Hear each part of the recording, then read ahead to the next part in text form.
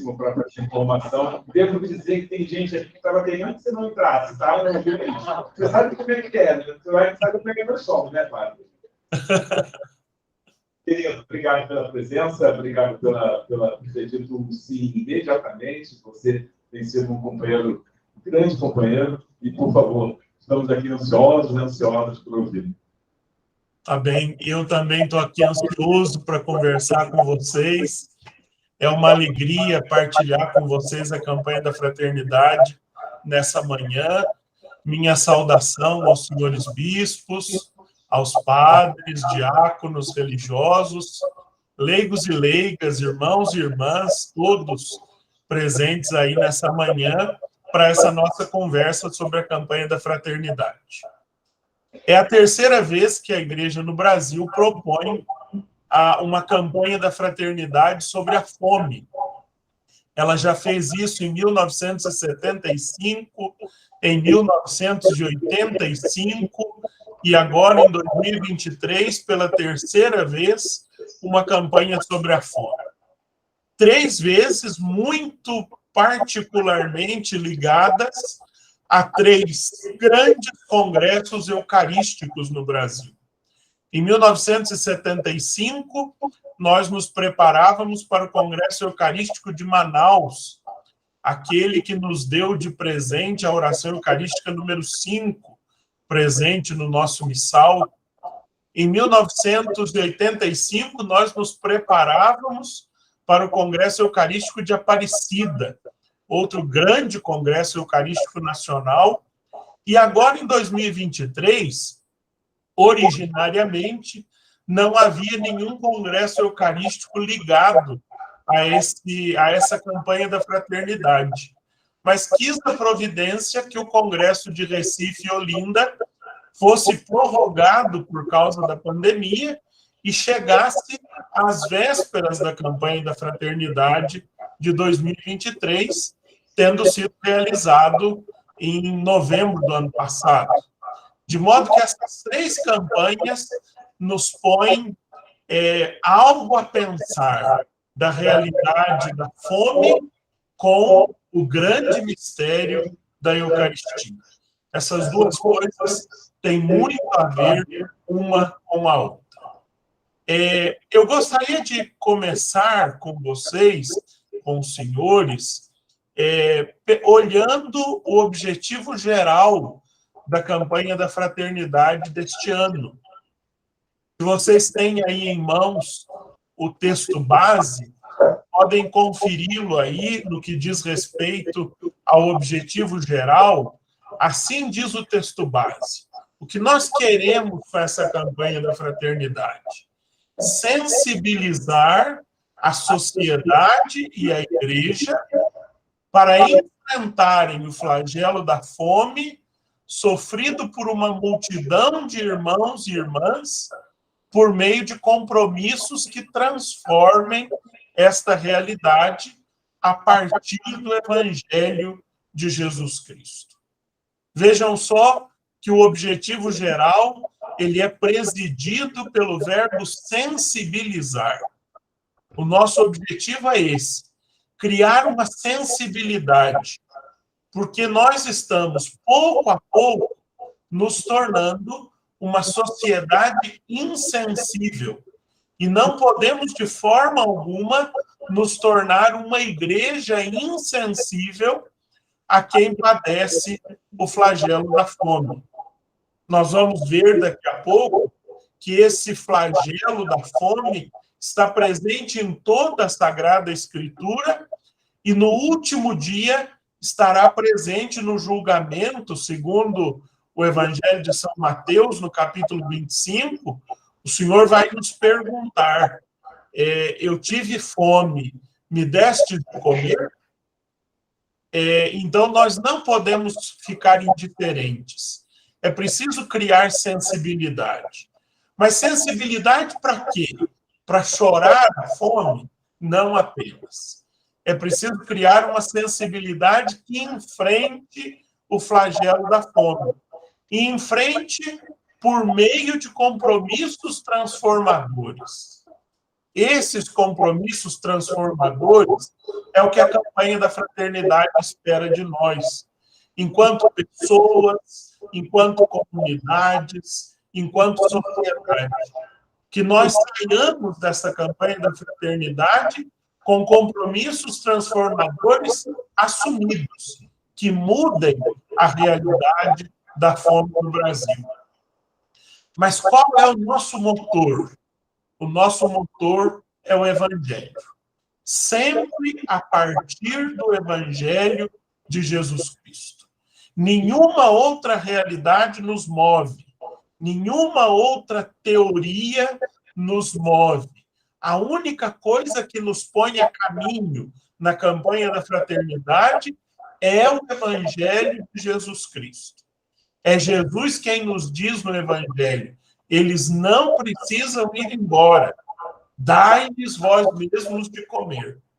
O Evangelho é que nos impulsiona. O Evangelho é que nos move. Nos move a quê? A sensibilizar a sociedade e a igreja para assumirem compromissos transformadores que mudem a realidade da fome no nosso Brasil. Depois do objetivo geral, o nosso texto base apresenta 9 objetivos específicos, que eu não vou aqui entrar nesses 9 objetivos. Convido-os a, tendo o texto base em mãos, olhar depois esses 9 objetivos que dizem respeito ao ver, ao iluminar e ao agir. E é então nesses 3 passos que eu quero agora me deter com vocês. O primeiro passo é o ver a realidade. É ilusão pensarmos que nós vamos mudar alguma realidade se nós não a enfrentarmos, e desculpe a redundância, de frente, se nós não olharmos nos olhos do desafio que temos diante de nós. Por isso é preciso olhar a realidade da fome. Recentemente, a tragédia dos Yanomami em Roraima nos descortinou uma realidade até então escondida para nós. Assim é a realidade da fome. A realidade da fome está muitas vezes escondida, perto ou longe de nós. Mas é preciso enfrentá-la. É preciso olhá-la nos olhos. É preciso ver com realismo a realidade da fome. E para nós compreendermos o realismo da realidade da fome no Brasil, nós precisamos olhar os números, que são escandalosos. Os números da fome no Brasil, recentemente, muito provavelmente, vocês viram aí uma confusão, a ministra Marina Silva confundiu ali os números totais da insegurança alimentar com os números da fome, e a mídia não ficou por menos, né? Fez uma grande auê por conta do que a ministra disse. Mas os critérios internacionais de avaliação da segurança alimentar, eles dividem a insegurança alimentar em 3 níveis. O primeiro nível é a insegurança leve. O que significa insegurança alimentar leve? São aquelas pessoas que têm o que comer 3 vezes ao dia, não têm, nestas refeições, os nutrientes necessários para a subsistência. Eu dou um exemplo que me marcou recentemente, indo a Belém para a formação da campanha da fraternidade do regional. Eu conheci uma comunidade de pescadores ribeirinhos em Belém que se alimentam 3 vezes ao dia. Eles me diziam: padre, nós temos comida 3 vezes ao dia, 7 dias por semana, 30 dias por mês. Só que em todas as nossas refeições nós comemos açaí com farinha. É açaí com farinha de manhã, é açaí com farinha no almoço, é açaí com farinha na janta. E quando a gente não consegue vender algum peixe, aquele peixe que nos sobra, nós fritamos e colocamos junto com o açaí com farinha. Mas isso é raro, né? Essas pessoas têm alimento, mas não é um alimento nutritivo. Esse alimento não contempla toda a cadeia nutricional necessária. Então, eles vão se alimentar, mas eles não estarão nutridos. Isso é a insegurança alimentar leve. Nela vivem 28% da população do Brasil. Hoje, 28% vivem em insegurança alimentar leve. Depois, a insegurança alimentar moderada. O que é a insegurança alimentar moderada? É o inverso. As pessoas têm os nutrientes necessários, mas não têm a quantidade necessária. Então, conseguem fazer uma refeição nutritiva, 2 refeições nutritivas, mas nunca as 3 refeições. Olha, nós aqui comemos todo dia uma única refeição. Nós escolhemos ou almoçamos ou jantamos. Nunca conseguimos fazer as 2 refeições. O café da manhã, então, nem se diga. É a insegurança alimentar moderada. Tem qualidade, mas falta quantidade de alimentos. Na insegurança alimentar moderada, nós temos 15,2% da população brasileira. E o que nos interessa de verdade, o que nos interessa mais diretamente é a insegurança alimentar grave, aquela que nós chamamos de fome. A insegurança alimentar grave, ela atinge 15,5% da população brasileira, o que significa 33,1 milhões de brasileiros. Quero aqui partilhar com vocês uma experiência que eu vivi na preparação da campanha da fraternidade, que foi a seguinte: eu e os números não somos muito familiares, muito amigos. Eu sou mais amigo das letras que dos números. E quando eu comecei a estudar essa realidade, o primeiro relatório chamado VIDSAN, publicado pela Rede de Pesquisa em Segurança Alimentar e Nutricional no Brasil pós-Covid, dizia que eram 19 milhões de brasileiros que passavam, que sofriam de insegurança alimentar grave. E eu fui procurar um lugar onde eu podia pôr 19 milhões de pessoas. E eu descobri que para reunir 19 milhões de pessoas, eu precisava de toda a cidade de São Paulo, toda a cidade do Rio de Janeiro, as 2 maiores do Brasil, mais os 2 milhões de Brasília. E eu fiquei estarrecido com essa realidade. É muita gente. Mas quando eu entendi que eram 19 milhões, veio o segundo relatório da VIDSAN, que é referente ao último trimestre de 2021 e ao primeiro trimestre de 2022, e me apresentou esse número monstruoso, 33,1 milhões. E agora não me bastam São Paulo, Rio e Brasília. Eu agora preciso das 7 maiores capitais do Brasil para reunir 37,1 milhões de brasileiros famintos. É um escândalo para o Brasil, que é campeão na produção de grãos, que é campeão na exportação de proteína animal, ter uma multidão de irmãos e irmãs, como diz o objetivo geral, que sofrem o flagelo da fome. Mais 2 elementos eu quero compartilhar com vocês. Primeira coisa, por que é que o relatório chamado VIGISAN, da Rede PENSAN, é um instrumento que nós utilizamos para obter os números da fome?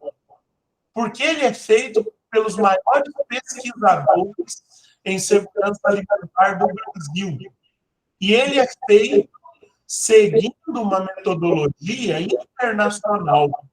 Atualmente, ele é o único relatório respeitado internacionalmente acerca da realidade da fome no Brasil. E essa criteriologia internacional de pesquisa em segurança alimentar e nutricional diz que ninguém pode dizer o outro passa fome. Só é possível dizer eu ou nós. Só é possível admitir a fome em primeira pessoa. Por isso, 15,5% dos entrevistados pelo relatório da Rede PENSAN disseram: nós, aqui em casa, eu, inclusive, passo fome. Não é uma pesquisa feita por ouvir dizer, mas é uma pesquisa feita e respondida em primeira pessoa. E isso é uma exigência para a credibilidade da pesquisa. Outra exigência, ou melhor, outro critério, é o seguinte: alguém pode afirmar que passa fome quando essa pessoa não sabe quando vai fazer a próxima refeição. A fome significa isso. Se os vicentinos não derem a cesta básica, nós não sabemos quando faremos a próxima refeição. Se a pastoral social não distribuir hoje a quentinha, nós não sabemos quando faremos a próxima refeição. Se o centro espírita não distribuir o sopão, nós não sabemos se vai ter janta hoje. A realidade da fome, ela está ligada a essa afirmação. Eu não sei quando farei a próxima refeição. Mas pior do que dizer eu não sei quando farei a próxima refeição, é dizer eu não sei quando darei aos meus filhos a próxima refeição. E essa é a realidade de uma multidão de irmãos e irmãs nossos. Para que nós não confundamos essa realidade dos números, eu queria agora lembrar aos senhores e às senhoras algumas causas da fome no Brasil. Elas estão aí descritas e bem descritas no texto básico. A primeira e grande causa da fome no Brasil é a injustiça fundiária. Essa questão, ela precisa ser bem compreendida, porque trata-se da forma como a terra foi distribuída na colonização do Brasil. Enquanto nos países de antiga tradição, de antiga colonização, como os países europeus, por exemplo, a terra foi distribuída entre as famílias daquela nação, no Brasil colônia, a terra foi distribuída em sesmarias, em capitanias hereditárias. Todos nós nos lembramos de quando estudamos lá no ensino fundamental daquele mapa do Brasil fatiado. Não lembram? Né? O Brasil fatiado naquelas tiras que eram a distribuição da terra. No Brasil, a terra nunca foi dada a todos. A terra sempre foi dada a alguns privilegiados. Aos demais, restava duas opções: ou ser meeiros dos donos da terra, ou ser escravos dos donos da terra. Então, desde a origem, nós não estamos falando da distribuição atual apenas da terra. Nós estamos falando da desigualdade que vem de 500 anos de uma distribuição injusta da terra. E essa distribuição que nós aprendemos como algo tranquilo, normal, parece que não tem problema nenhum nas sesmarias ou nas capitanias hereditárias, essa questão é a raiz de toda a desigualdade do Brasil. Tudo que nós sofremos hoje de desigualdade tem sua raiz na questão da estrutura fundiária injusta do nosso país. Uma segunda causa da fome é uma política agrícola perversa. Não só no nosso Brasil, mas especialmente no nosso Brasil, o sistema produtivo, aqueles que produzem o alimento, estão escravizados pelo sistema econômico-financeiro. O que manda nos produtores é o chamado mercado.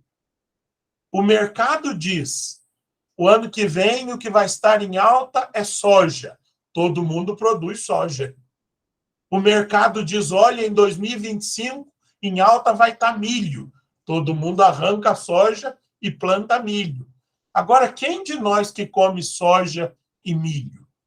Não é? Nós comemos outras coisas. Soja e milho muito lá de vez em quando, né? Mas é o mercado quem diz o que se deve plantar.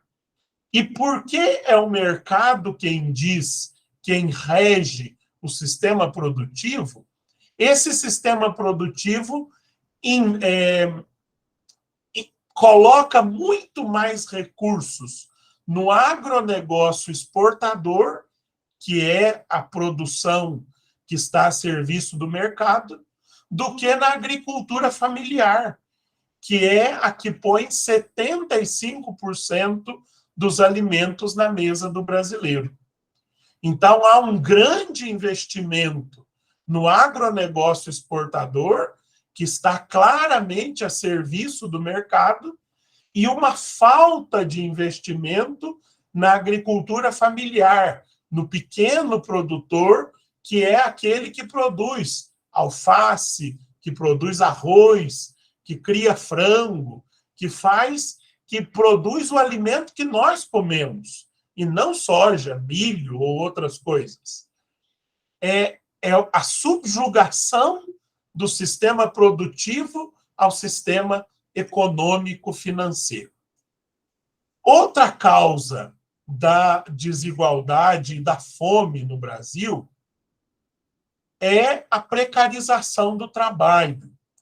Nós vivemos já há alguns anos um aumento da informalidade no trabalho, a perda de garantias da CLT, da consolidação das leis trabalhistas.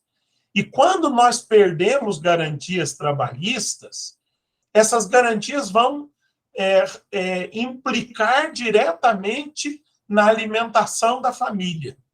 Qualquer insegurança no orçamento familiar ecoa na mesa do trabalhador. Nessa linha, nós temos aí outra grande causa da fome, que é a política de desvalorização do salário mínimo. Se o salário mínimo não aumenta, diminui a cesta básica. O carrinho de compras é o que sempre vai se esvaziando. E aqui eu dou um exemplo que eu tenho certeza que diz respeito a todos nós, do bispo até o coroinha, né? Quando sobe o aluguel, quando sobe a gasolina, quando sobe a luz e a água, e isso sobe quase sempre, não é verdade? Aonde é que a gente diminui para pagar isso que está subindo? No carrinho de compras. Porque não tem jeito de tirar de outro lugar.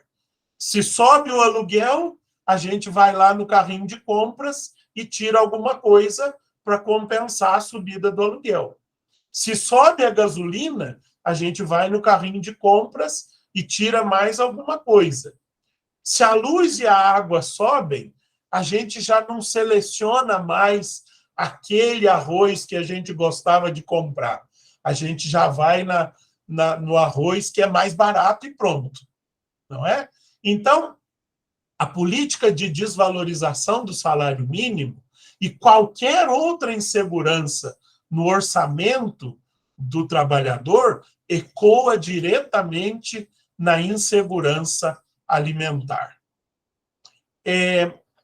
A ganância do dinheiro, do poder, da imagem, a perda do sentido do comunitário, como já denunciava o Papa Francisco na Evangelii Gaudium, tudo isso ecoa na insegurança alimentar do nosso povo. O nosso povo cada vez mais está se tornando insensível. Às vezes as pessoas passam fome muito perto de nós e nós já não nos mobilizamos, já não partilhamos como se fazia antigamente. Por isso é preciso que a campanha da fraternidade nos leve à conversão, nos leve a voltar aos valores do Evangelho, da partilha, da solidariedade e assim por diante. Olhemos agora com rapidez, porque o nosso tempo não é muito grande, não é verdade? Tobias, você vai me controlando aí no tempo, viu? Qualquer coisa você me diz aí 10, 5, e vai fazendo contagem regressiva. Vamos agora olhar um pouco a geopolítica da fome. Como é que a fome está distribuída no Brasil? E é muito simples. Na região norte e nordeste do Brasil, 4 em cada 10 famílias sofrem alguma insegurança alimentar, seja ela leve, moderada ou grave. 4 em cada 10 famílias do norte e nordeste. No centro-oeste e sudeste, e aí nos diz respeito, 3 em cada 10 famílias sofrem alguma insegurança alimentar.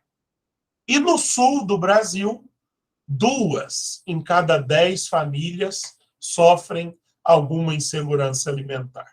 Então, nós temos no sul metade da insegurança alimentar do norte e nordeste. Então, podemos dizer que a fome no Brasil ela está privilegiadamente nas periferias urbanas e rurais do norte e nordeste do país. Mas não só geograficamente. Nós queremos também lembrar que a fome no Brasil ela é preta.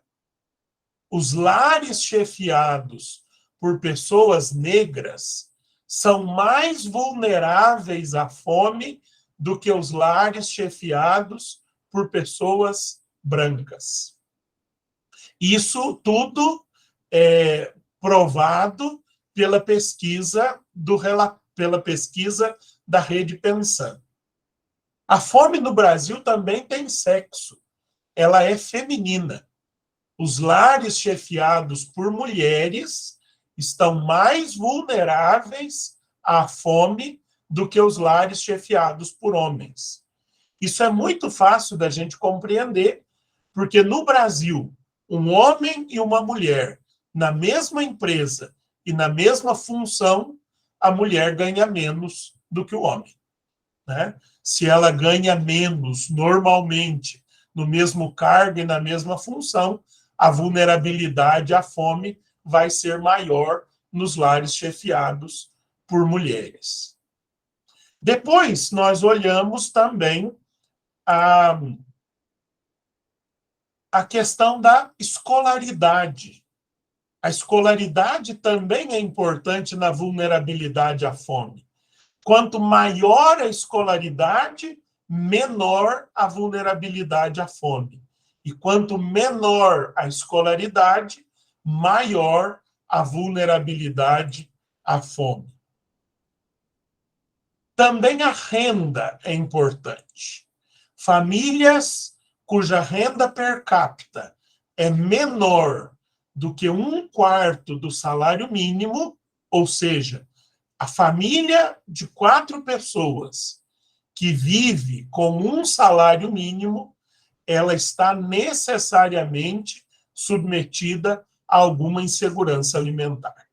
É impossível, no Brasil hoje, viverem 4 pessoas com um salário mínimo em segurança alimentar. Então, qualquer família que viva com uma renda per capita menor que 1/4 do salário mínimo, há aí alguma insegurança alimentar. Algumas relações necessárias sobre a insegurança alimentar. A primeira delas, com a água. Insegurança alimentar e insegurança hídrica andam sempre juntas. Onde falta água, normalmente falta comida. E onde falta comida, normalmente falta água. Eu espero que vocês estejam entendendo aí por que é que nós fazemos essas relações. Porque quando nós fazemos essas relações, nós começamos a enxergar, olha, ali naquela realidade pode haver fome, porque há um silêncio sobre a fome. Quem passa fome nem sempre sai publicando que passa fome. E nós, muitas vezes, não enxergamos as realidades onde há fome. Por isso, quando nós fazemos as relações segurança alimentar e segurança hídrica, nós sabemos que ali falta água, então ficamos mais atentos. Opa, ali pode também faltar comida. Além da relação com a segurança hídrica, uma outra relação necessária é a relação fome e moradia. Quem não tem onde morar, normalmente está submetido à insegurança alimentar. E nós recebemos há uns 15 dias, eu imagino, não sei se os senhores tiveram acesso, uma pesquisa feita na UFMG, de que no Brasil, atualmente, passam de 200 mil os moradores de rua, as pessoas em situação de rua. Mais de 200 mil brasileiros em situação de rua. Esses 200 mil nem foram contados no relatório da Vigisan, porque o relatório da Vigisan foi feito por telefone e por domicílio. As pessoas em situação de rua normalmente não têm nem telefone e, com certeza, não têm domicílio. Então, a situação da fome é ainda maior do que aquilo que nós pensamos a partir do relatório da Vigisan. Outra realidade, e essa difícil, né, é um tema complicado atualmente, mas que a gente não pode fugir. Fome e política. O que é que a política tem a ver com a fome? Então, para falar dessa realidade, eu trago aqui apenas 3 frases para a gente pensar a realidade da relação fome e política. A primeira frase do Betinho, né? Esse vocês conhecem bem, não é verdade? O Betinho, fundador da Ação da Cidadania, dizia que a alma da fome é política. Ou seja, quem gera a fome faz política, e só a política é capaz de acabar com a fome no Brasil. A segunda frase é de uma paulistana, a Carolina Maria de Jesus, uma escritora. Não sei se vocês conhecem, se não conhecem, vale a pena conhecer. Há um livro maravilhoso chamado Quarto de Despejo, da Carolina Maria de Jesus, onde ela descreve em primeira pessoa o que é passar fome numa favela do Brasil. A Carolina Maria de Jesus dizia: quem inventou a fome são aqueles que comem. Então, aí a gente pensa a realidade fome e política. E a terceira frase é do primeiro grande estudioso sobre a fome no Brasil, Dr. Josué de Castro, que dizia, era um médico nordestino, ele dizia, há uma conspiração do silêncio em torno à fome. O que o Dr. Josué de Castro queria dizer com conspiração do silêncio? Duas coisas. Uma que eu já disse, quem passa fome não grita que está passando fome. Muitas vezes causa vergonha a um pai de família, a uma mãe de família, admitir que a sua família passa por alguma insegurança alimentar. Por isso, o primeiro momento é um momento de silêncio. Só depois, no desespero, é que vem o grito de pedido de socorro. Mas, olhando pelo lado da política, também há uma conspiração do silêncio. Porque se nós convivermos com a realidade da fome, nós vamos, desculpa o trocadilho, perder o apetite. Se nós todos os dias nos defrontarmos com aquelas imagens, por exemplo, da fome entre os Yanomamis do Brasil, nós vamos perder a nossa tranquilidade. Por isso há uma conspiração do silêncio. A gente não vê fome, muitas vezes, no Jornal Nacional, a gente não vê fome estampada nos jornais impressos, a gente não encontra fome nas primeiras páginas de internet quando a gente acessa. Porque se nós contemplássemos a realidade da fome, nós perderíamos a fome. Bem, a fome e o cuidado com a casa comum. A fome põe fim, ela extingue qualquer projeto de casa comum. Aquilo que o Papa Francisco tanto nos tem chamado a atenção, de que somos todos irmãos, habitamos a mesma casa, se não cuidarmos desta casa, vamos perecer todos juntos. A fome, ela põe fim a esse projeto. Porque se alguém passa fome, essa casa não é comum. Essa casa está sendo de alguns e não de todos. Não podemos descuidar também, nessa perspectiva da casa comum, da questão dos agrotóxicos. O Brasil é o maior consumidor de agrotóxicos do mundo. Nós consumimos agrotóxicos que já foram extintos da Europa na década de 80 do século passado. E algo que nos diz respeito muito diretamente, a cultura do desperdício e do descarte. São vilãs da ecologia integral e do projeto de casa comum. Quanta comida nós descartamos. Não estou dizendo o Ceasa não, viu, gente? Estou dizendo nós na nossa casa. Cada um de nós. Quanta comida nós desperdiçamos por falta de cuidado e, às vezes, por falta de saber como reaproveitar. Então, está aí uma dica de ação para a nossa campanha da fraternidade. Saber e ensinar a reaproveitar alimentos e não desperdiçar.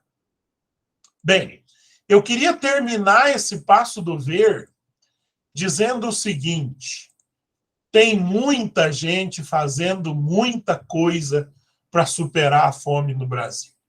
Nós não estamos parados de braços cruzados. Nós estamos fazendo muita coisa. Pensemos em ONGs, pensemos em igrejas, em movimentos sociais, em tantas instituições que lutam pela superação da fome. No nosso contexto eclesial, não nos esqueçamos da Sociedade São Vicente de Paulo, quanto fazem os vicentinos pela superação da fome no Brasil, a Cáritas brasileira, quanto a Cáritas luta pela superação da fome, A pastoral da criança, imagino que tem agentes da pastoral da criança aí no meio de vocês. Quanta gente está trabalhando arduamente para superar a fome no Brasil. E nós estamos trabalhando por quê? Por que é que nós queremos sanar esse flagelo na nossa realidade? Porque o Evangelho nos manda. E aí nós passamos para o segundo passo. O segundo passo é o iluminar. Vista esta realidade, este flagelo, esta realidade de uma multidão de irmãos e irmãs nossos, o que é que a palavra de Deus nos ensina sobre isso? A palavra de Deus é muito clara. Se nós pegarmos todo o Antigo Testamento, nós vamos ver os profetas, aliás, primeiro o próprio Deus, preocupado com a fome do seu povo no deserto. Deus providencia o alimento. Deus dá ao povo um maná, um alimento que só pode ser consumido e não pode ser guardado, não pode ser apropriado.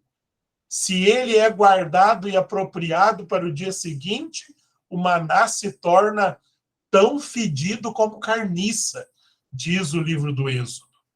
Depois nós vamos ver os profetas denunciando a irresponsabilidade dos governantes que deixam o seu povo passar fome e anunciando a salvação dada e querida por Deus como um grande banquete de ricas iguarias, diz o profeta Isaías.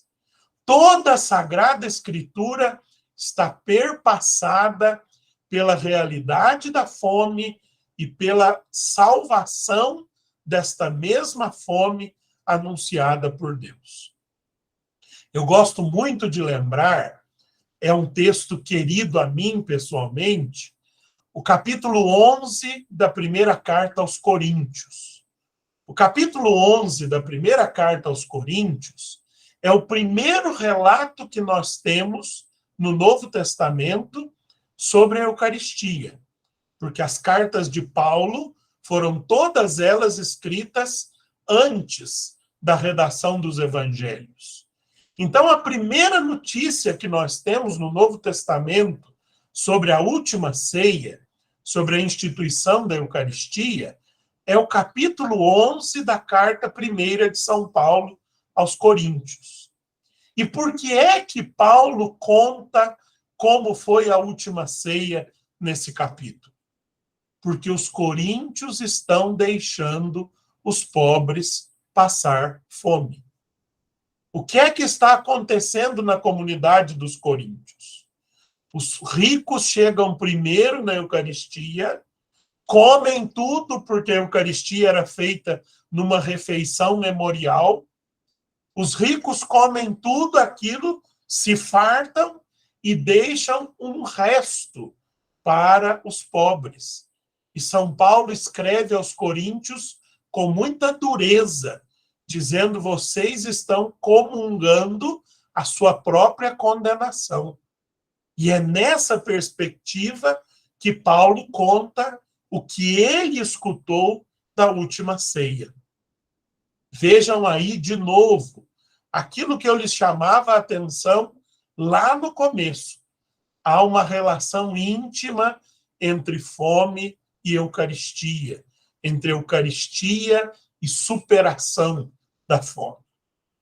Mas o texto que nos ilumina nessa campanha da fraternidade é do Evangelho de São Mateus, capítulo 14, versículos 13 a 21. Mateus 14, 13 a 21.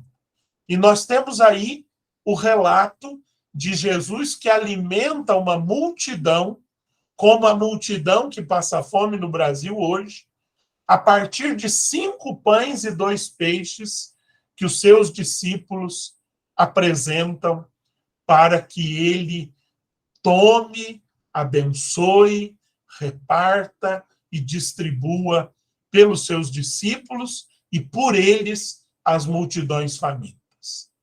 Os discípulos, no começo do texto, ainda estão imbuídos de uma lógica que não é a lógica de Jesus. Eles dizem a Jesus: manda esse povo ir embora, para que eles possam comprar comida, porque eles já estão ficando com fome. E Jesus diz aos discípulos: eles não precisam ir embora. Dai-lhes vós mesmos de comer. E é aqui, dai-lhes vós mesmos de comer, que nós encontramos o mandamento, o imperativo de Jesus para essa campanha da fraternidade. E por isso o lema da campanha da fraternidade: dai-lhes vós mesmos de comer.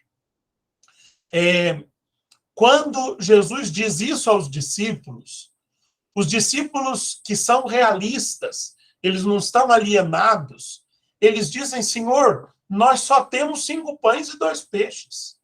O que nós temos não é nada, é muito pouco para essa realidade, para essa multidão faminta.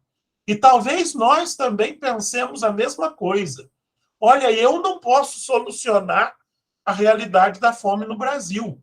Ninguém de nós consegue solucionar a realidade da fome no Brasil. Mas todos nós temos 5 pães e 2 peixes.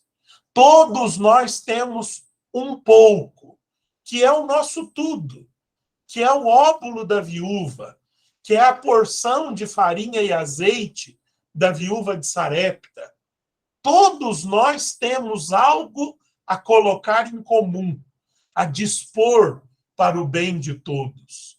E quando nós fazemos isso, motivados pela palavra de Cristo, Cristo se apossa daquilo que nós colocamos em comum e transforma isso em Eucaristia, e transforma isso em ação de graças, e transforma isso em vida para todos.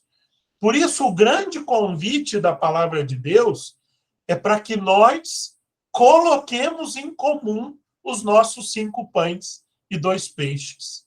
Não achemos que o nosso pouco não faz nenhuma diferença, mas coloquemos o nosso pouco, seja o nosso pouco de tempo, seja o nosso pouco de bens, seja a nossa pouca ação missionária, eclesial, pastoral, nunca negligenciemos os nossos 5 pães e 2 peixes. Coloquemos sempre nas mãos de Cristo, mas também a serviço dos outros o pouco que temos. Passamos assim para o nosso terceiro momento. Eu estou caminhando para o final, embora o Tobias não tenha me acenado nada da hora. Mas eu ando desconfiado que ela vai se esvaindo. O terceiro momento do nosso texto base é o agir. É claro, é isso que nós queremos. Nós queremos transformar a realidade da fome. E não a transformaremos sem ações concretas, sem ações pontuais.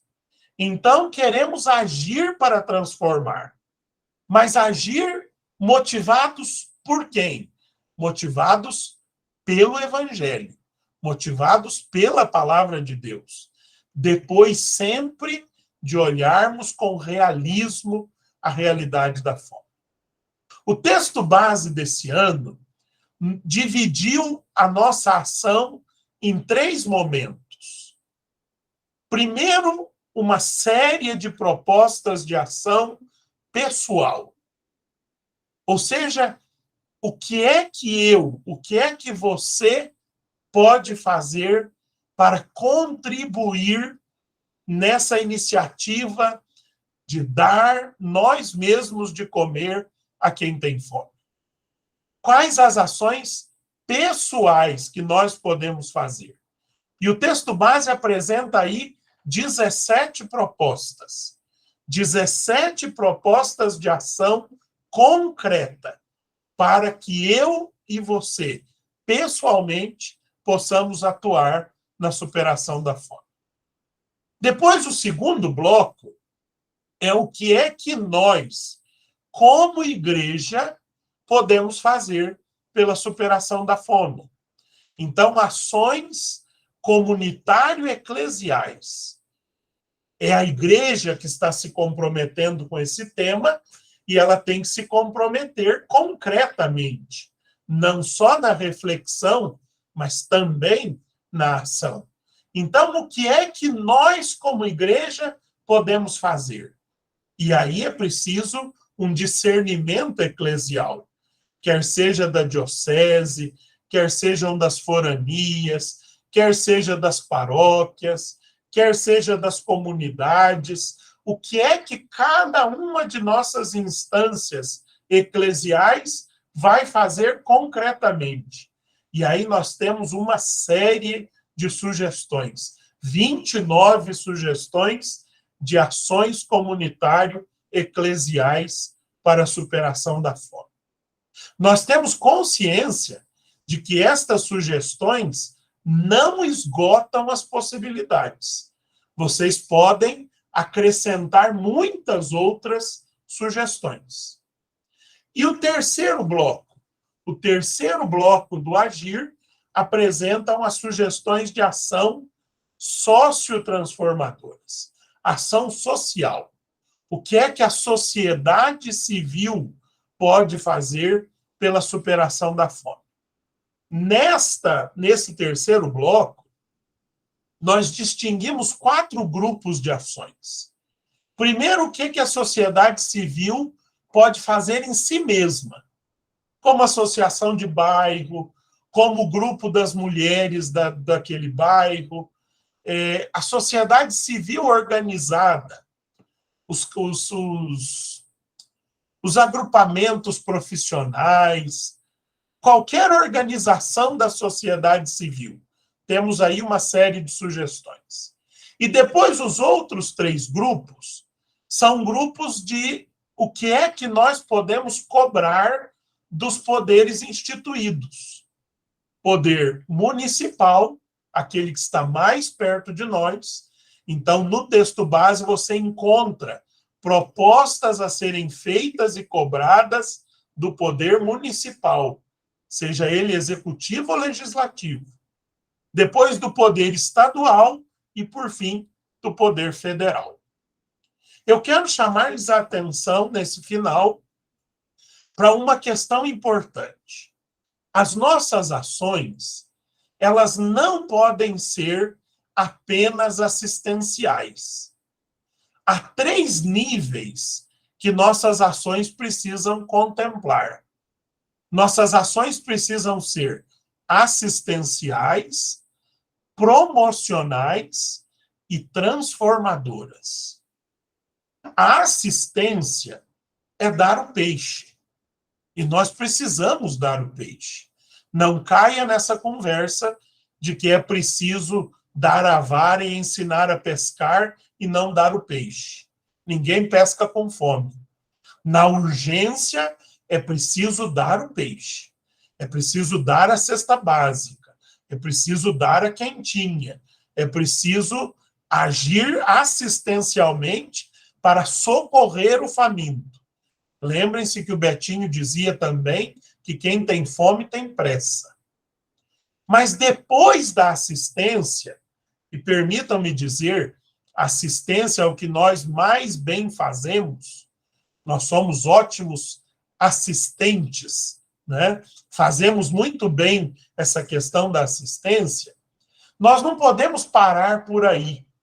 Depois da assistência, é preciso promover aquele que nós assistimos. Então, a pessoa que recebe a cesta básica, a pessoa que recebe a nossa quentinha, nós precisamos ajudá-la a que ela conquiste o sustento da sua vida.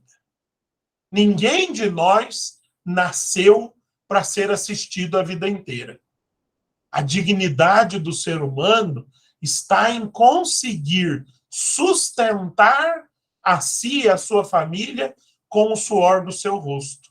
Por isso nós precisamos promover o emprego, o trabalho, a capacitação.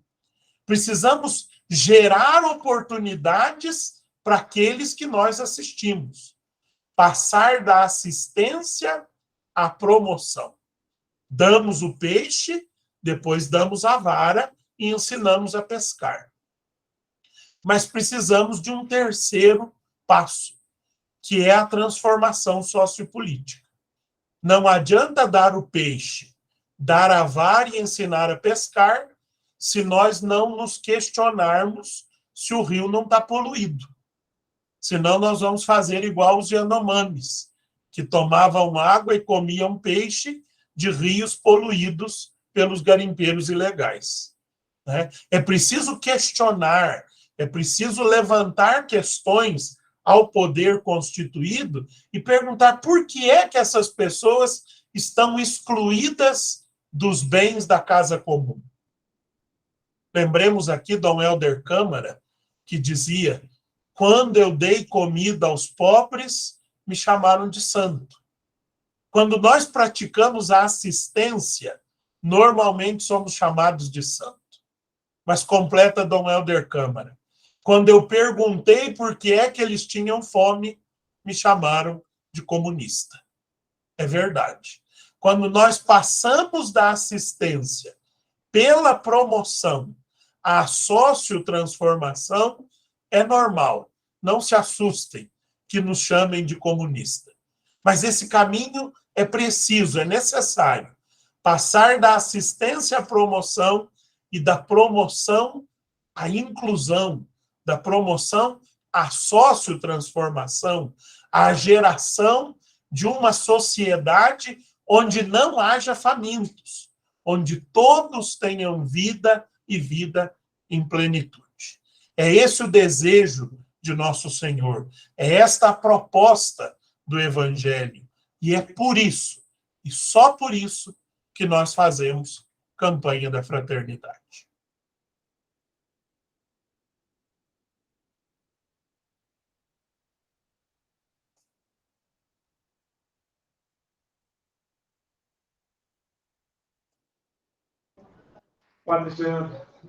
Acho que não vai ter palmas de novo, pegar o geral.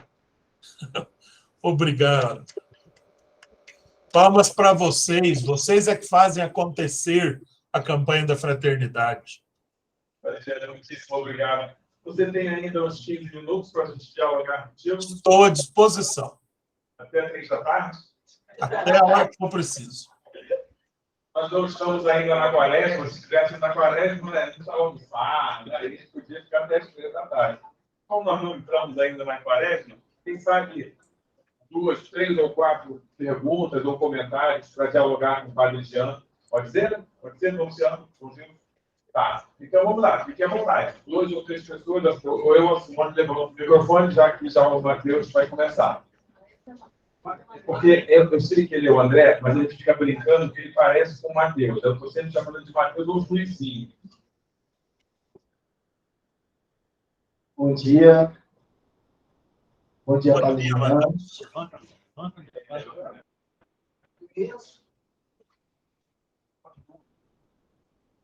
A minha pergunta é mais sobre a questão do iluminar. Eu já dizia isso lá no meu regional, na minha cidade, Queimados, na formação que tivemos, sobre tentar tirar esse pensamento de um Jesus mágico, né? Quando a gente vê na multiplicação dos pães, que sim, aconteceu um milagre, eu diria que o grande milagre foi a conscientização, né, e a consciência do povo, mas se você poderia um pouco tentar nos orientar dessa questão do Jesus que faz o milagre e daquele Jesus que as pessoas colocam como mágico. Padre, vamos fazer um bloco, tá bom? Vamos fazer. Pode ser? Tá. Tá. Quem mais? Quem mais quer fazer alguma questão, algum comentário? Fique à vontade. Padre Jean está ansioso por responder. Quem vai? Um de cada vez, pessoal. Não passa todo mundo junto, porque todo mundo querendo falar. Quem falou aí? Aonde? Levanta a mão. Ah, sim, eu levo para você. Adriano, nós não vamos fazer pergunta fácil de responder, não, tá? Tá. Parabéns, Padre, pela sua colocação, com muita propriedade.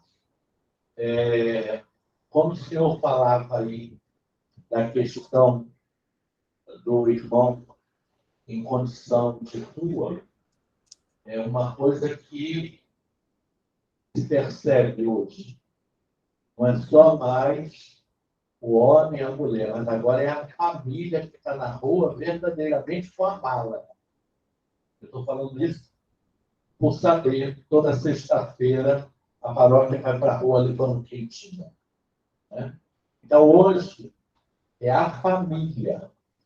E aquele que tem casa está indo à rua porque não tem a comida dentro de casa. Ele tem até a casa, mas não tem mais o alimento.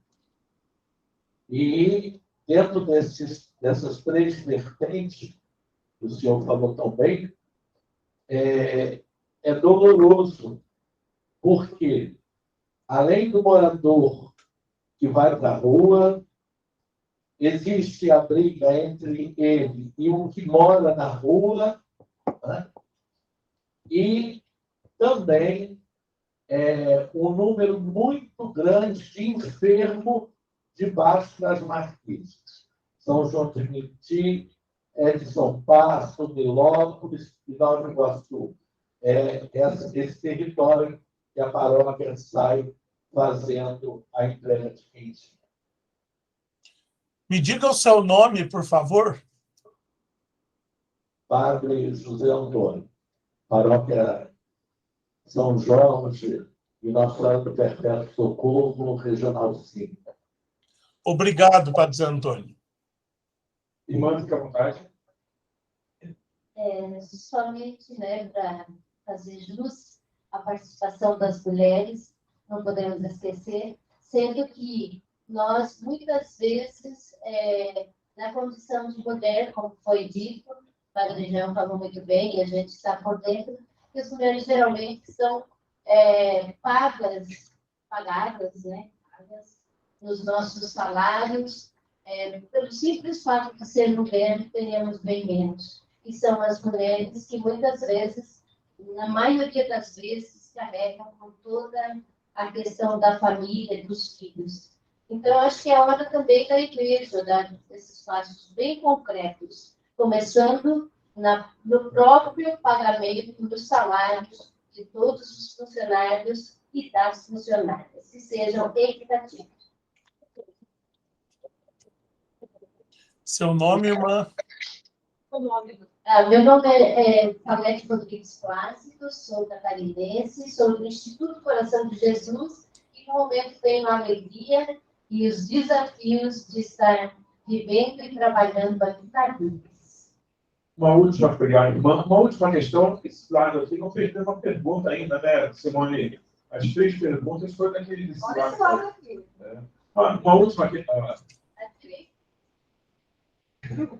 Não, tem direita e esquerda, depende da referência, né, irmão? Bom dia, Padre Jean. Sou Evandro da Pastoral Operária, da Diocese de Nova Iguaçu. E aí, essa questão da fome, dentro da pandemia, nós, operários, da classe trabalhadora, uma grande parte ficamos desempregados e nós experimentamos da fome. Né? Muita gente de nossas comunidades perderam emprego. E aí, eu disse, para a gente que é trabalhador, a gente ficar 2 meses, 3 meses sem o nosso salário, já começamos a conhecer a deficiência alimentar. Não é verdade? Então, aí, na sua fala, eu estou percebendo muito bem, em tudo isso que o senhor falou, a meu ver, a centralidade da fome está na questão social das políticas do governo. Né? Porque até 7 anos atrás, o Brasil estava retirado do mapa da fome pela ONU. Né? No governo do PT, do Lula, e da Dilma, o Brasil foi retirado do mapa da fome. E a partir do golpe de 2016, voltou tudo. E aí é isso que o senhor falou, nós temos 33 milhões de pessoas que passam fome. 15 milhões de desempregados, né? E mais de 100 milhões de pessoas com deficiência mental. Então, a pergunta que eu faço é o desafio da gente estar partilhando as riquezas do mundo e do Brasil que estão nas mãos de poucas pessoas. Eu falei aqui no começo, né? Segundo a ONG Oxford, os 1% mais ricos do mundo detêm mais de 90% de toda a riqueza. E no Brasil, 10 dos bilionários têm mais dinheiro que todo o povo. E não é que eles são mais inteligentes que todo mundo, não.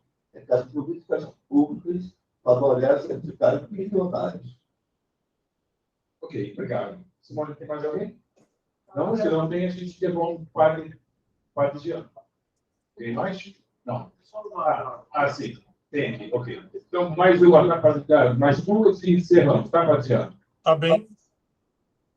Meu nome é Vilma, eu sou da Sagrada Família da Posse e trabalho como assistente social na maternidade Mariana Bulhões.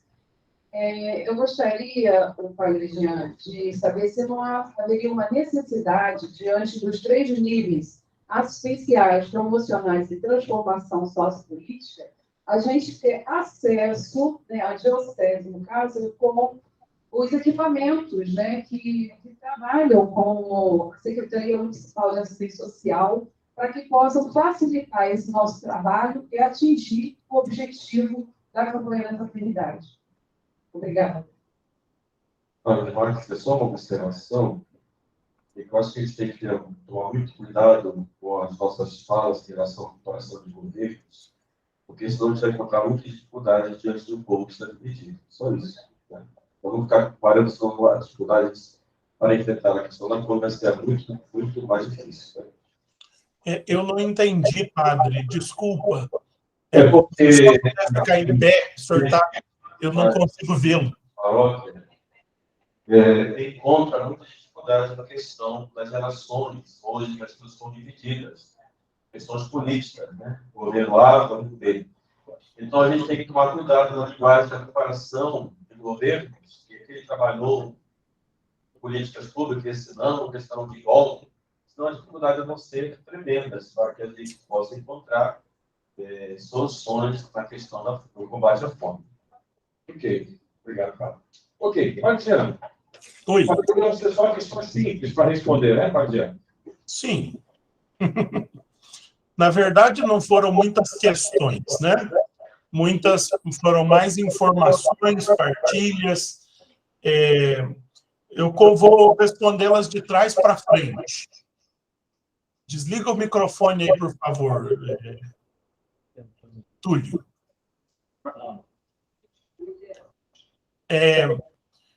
A questão da polarização, o padre tem razão. Nós temos que tomar cuidado com ela, porque a igreja é para todos, né?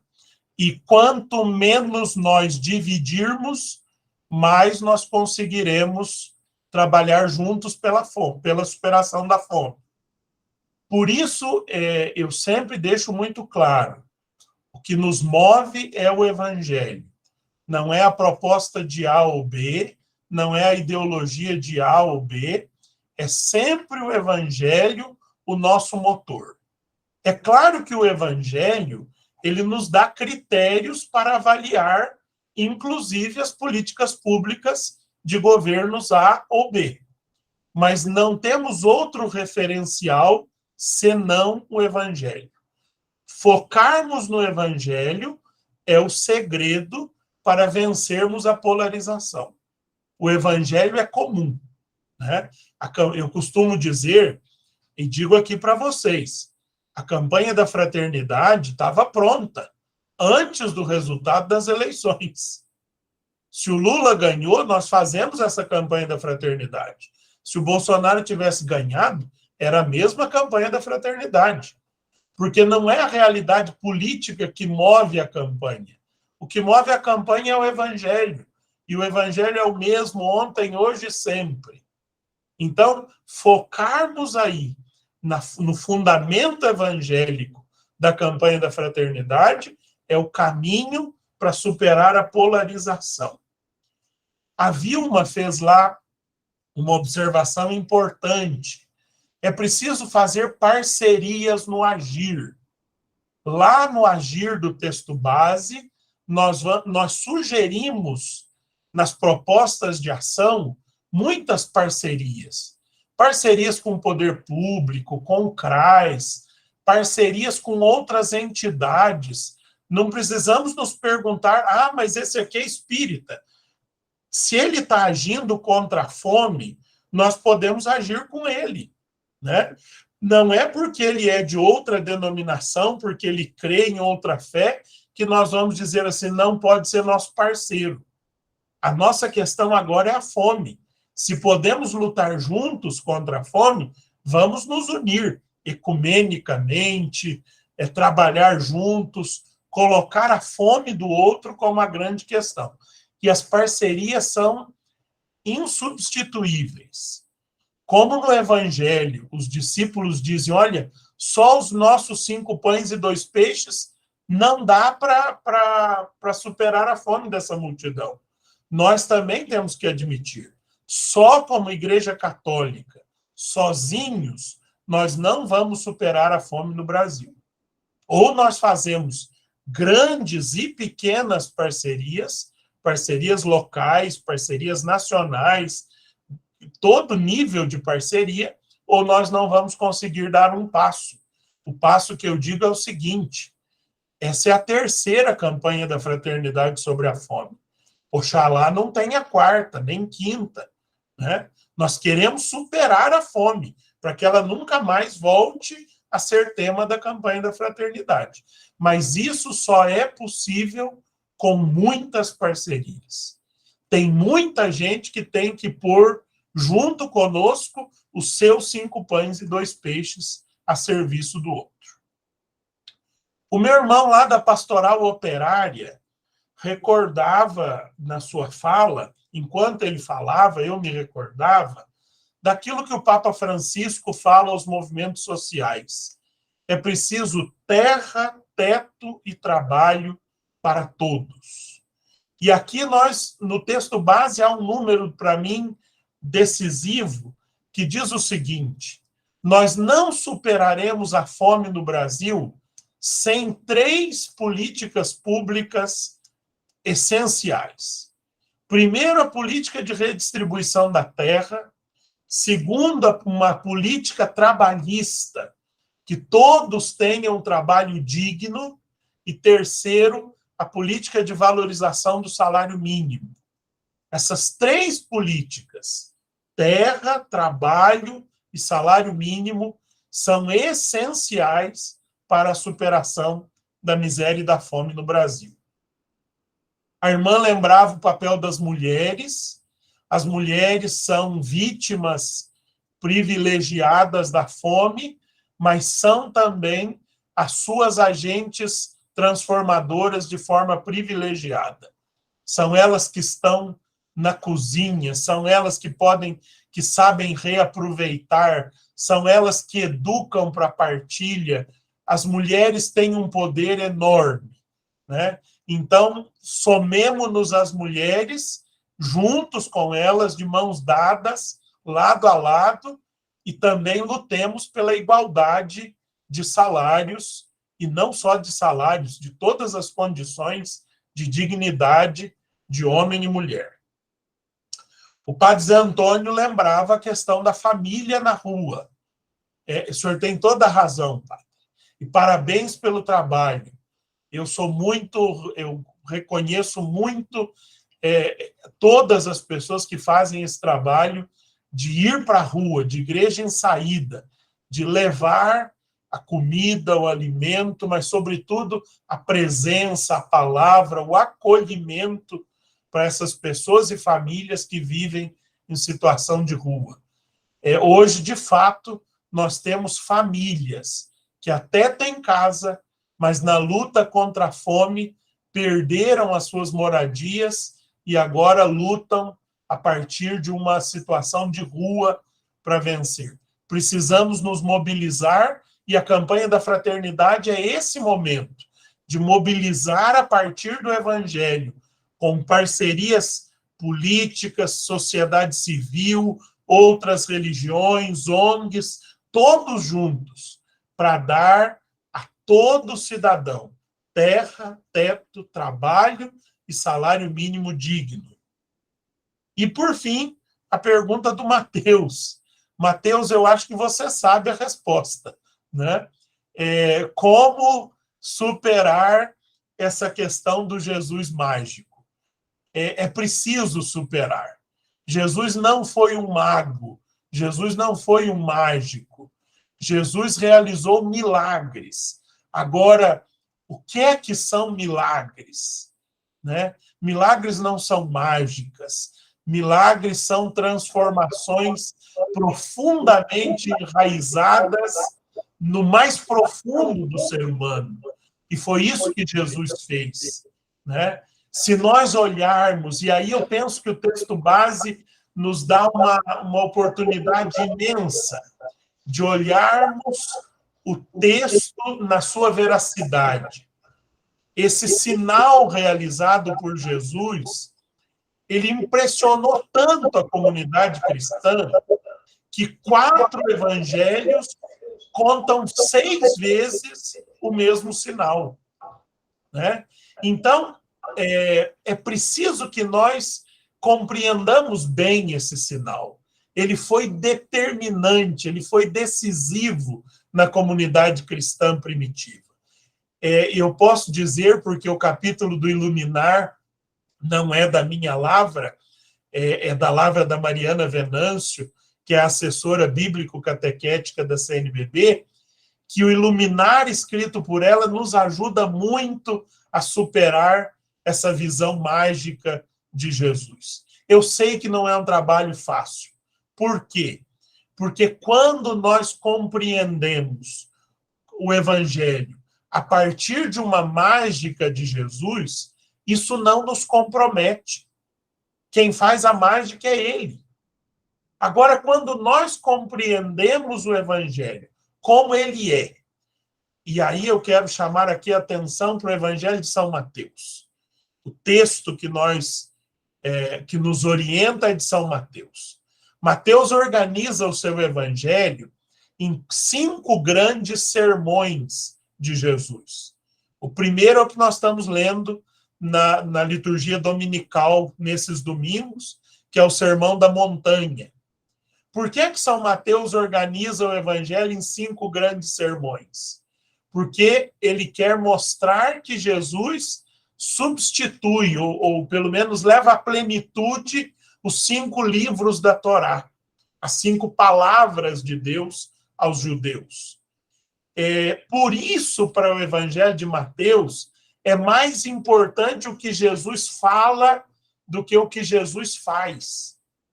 Então, o que Jesus fala nessa passagem do Evangelho são 2 coisas apenas. Eles não precisam ir embora. Dai-lhes vós mesmos de comer, é a primeira palavra de Jesus. E quando os discípulos dizem, nós temos pouco, o insuficiente, Jesus diz, trazei-os aqui. Ou seja, tragam tudo a mim e eu sei o que fazer. Então, nós precisamos focar aqui no ensinamento de Jesus. E o ensinamento de Jesus é: nós estamos comprometidos, como seus discípulos, com a superação da miséria e da fome. É um caminho longo, é um caminho árduo, mas o Cristo conta conosco. E nós não podemos correr o risco de chegar no dia definitivo da nossa vida e ouvir de Jesus: eu tive fome e não me destes de comer. Eu inspirei a campanha da fraternidade e vocês não se comprometeram. Oxalá seja diferente.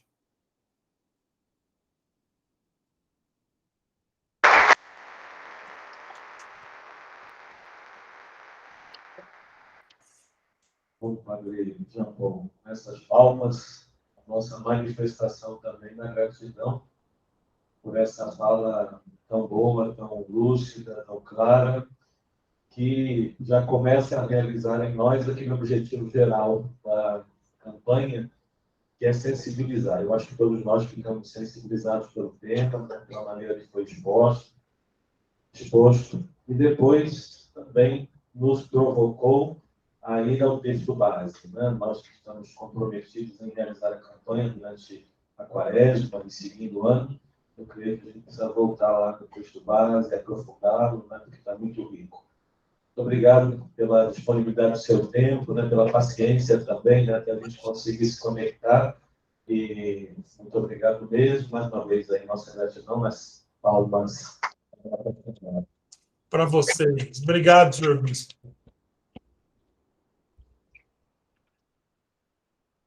Ok, Padilha, forte abraço, fica com Deus. Vamos incomodá-lo mais vezes. Próxima vez a gente vai presencialmente, se Deus quiser. Um abraço para todos. Fica com Deus. Um abraço. Sim, Padilha. O Mateus não é o Mateus, é André. É porque eu brinco. Eu que me confundi, desculpa. Não, mas eu que levei que fiz você confundir, porque eu chamo de Mateus para brincar com ele, porque eles são muito parecidos.